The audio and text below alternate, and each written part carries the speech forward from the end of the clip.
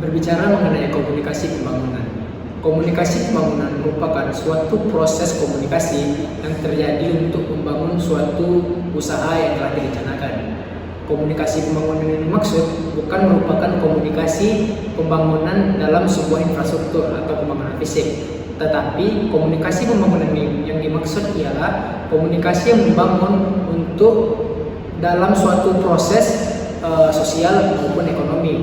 Sederhananya, komunikasi pembangunan melibatkan seluruh orang yang terlibat dalam suatu proses pembangunan. Literasi digital mempunyai kaitan dengan komunikasi pembangunan karena literasi digital merupakan dasar untuk perubahan positif dan pengembangan berkelanjutan.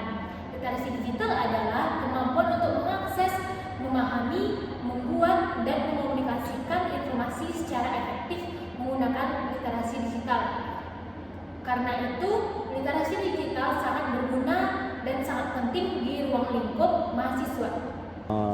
E-learning adalah sarana komunikasi pembangunan untuk meningkatkan literasi digital pada mahasiswa. Dalam e-learning terdapat audio, gambar, dan video yang akan membuat lebih menyenangkan dalam pembelajaran dan mempermudah pihak pengajar untuk mengajarkan materi yang ada. Mari kita simak video dari anak ilmu komunikasi dengan konteks pembelajar komunikasi pembangunan untuk membangun literasi digital dalam mahasiswa. Yuk mari kita simak videonya. Komunikasi pembangunan itu menunjang sangat bagus ya untuk meningkatkan literasi digital kita dengan cara apa? Dengan cara pendekatan yang sangat partisipatif. Tentunya pesan-pesan komunikasi itu perlu dirancang semenarik mungkin, perlu dibuat dengan struktural mungkin supaya ini mudah dipahami dan juga menarik bagi mahasiswa. Misalkan melalui platform media sosial ataupun melalui hal-hal lain seperti misalkan seminar, webinar, dan lain-lain. Maka dalam hal ini komunikasi pembangunan dapat berdampak signifikan dan berpengaruh untuk meningkatkan literasi digital mahasiswa. Tentunya yang pertama, kita harus mengidentifikasi kebutuhan kita. Kita harus identifikasi bagaimana permasalahan yang ada di kampus kita, ataupun permasalahan yang ada di lingkungan kita. Apa masalahnya? Misalkan, masalahnya adalah mereka tidak tahu bagaimana cara menggunakan komputer. Maka kita harus lakukan adalah pemberian pendampingan bagaimana cara menggunakan komputer.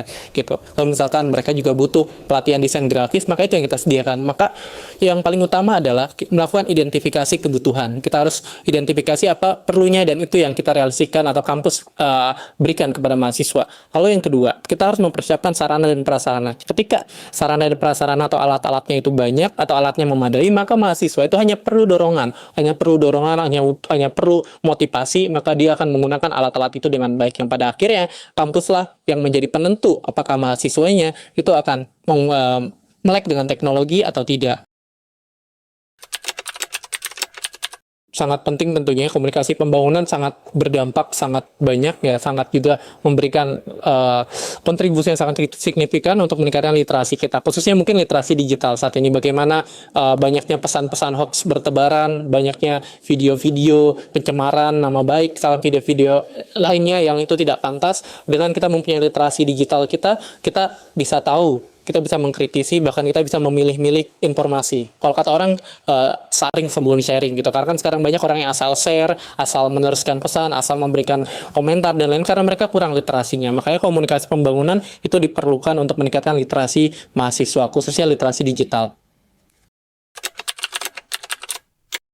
Yang pertama mungkin kurangnya kesadaran ya. Kadang mahasiswa sekarang mungkin kayak mereka sudah terbiasa dengan gadgetnya, dengan teknologi, tapi mereka masih belum sadar tentang pentingnya literasi digital, belum sadar tentang pentingnya keamanan data, privacy data, dan lain-lain. Sehingga apa yang terjadi? Banyak akun-akun mereka yang dihack, banyak akun-akun mereka yang terkena phishing, ataupun hal-hal lainnya. Maka inilah kesadaran dari mahasiswa masih kurang. Makanya kita harus memberikan edukasi kepada mahasiswa bahwa pentingnya menjaga keamanan data, privacy data, sehingga tidak terjadi yang namanya akun kena phishing, kena bajak, dan lain-lain. Lalu yang kedua, tantangan sebenarnya adalah sumber dayanya. Kenapa? Kadang mahasiswa itu pengen akses teknologi, tapi apa? Mereka tidak punya uang, mereka tidak punya alatnya, tidak punya teknologinya. Maka Pak Kampus itu harus menyediakan fasilitas yang memadai, komputer misalkan, ataupun hal-hal lain, sehingga keterbatasan tadi itu bisa dipenuhi dan mahasiswa juga bisa belajar. Jadi ini saling berkesinambungan. Ya, pada akhirnya itu sama-sama memberikan motivasi pada mahasiswa untuk meningkatkan literasi digitalnya menggunakan pendekatan teknologi.